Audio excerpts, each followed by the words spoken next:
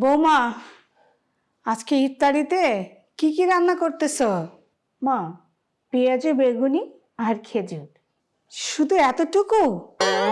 রমজান তো বরকতের মাস, একটু বেশি বেশি ইফতারি তৈরি করলেই তো পারো। মা, বরকত থাকলে আপনার ছেলে এখনই বাজার থেকে কিছু না কিছু নিয়ে আসবে।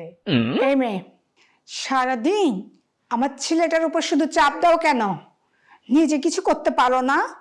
মা, রোজার সময় রাগ করতে নেই, ধৈর্য ধরতে হয়। ঠিক বলছো, কিন্তু তোমার কথা শুনলে না ধৈর্যটা পরীক্ষায় পরিণত হয়।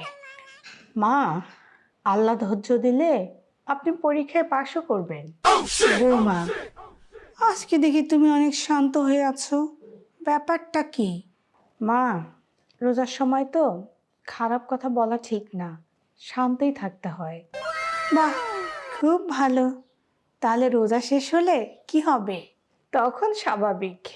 কিন্তু মা, রোজা শেষ হলেও আমি চেষ্টা করব ভালো মানুষ হওয়ার। হ্যাঁ, তাহলে তো ভালোই। আমি তো ভাবছিলাম তুমি শুধু রোজার ভয়ে ভালো ব্যবহার করতেছ। না মা, রোজা আমাদের ধৈর্য এবং ভালোবাসা শেখায়। আল্লাহ আমাদের সেই শিক্ষা দেওয়ার সবাইকে তৌফিক দিন। আমিন।